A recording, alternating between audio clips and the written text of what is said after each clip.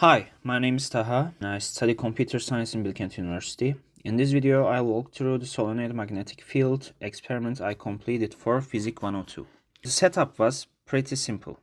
A DC power supply, a Gauss meter to measure the magnetic field, and coils with different turn counts and different lengths.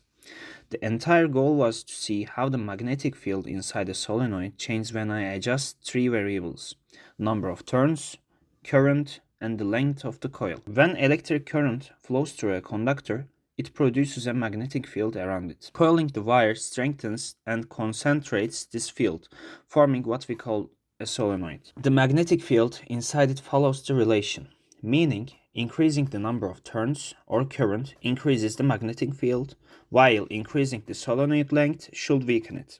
Everything I measured in this experiment was aimed at verifying this relationship. For the first part, I tested how turn count affects the magnetic field. Current and length remained fixed while I measured three coils: 200 turns, 400 turns, and 800 turns. The magnetic field increased exactly as expected, around 1.70, 3.10, and 5.6. But the values were noticeably higher than the theoretical ones, resulting in roughly 40 to 70% error.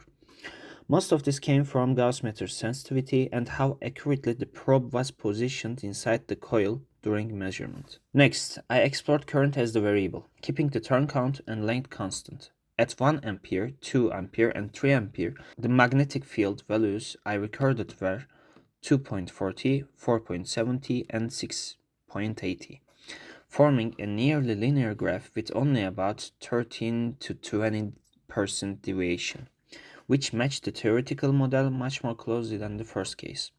Finally, I changed the solenoid length while keeping the total number of turns the same.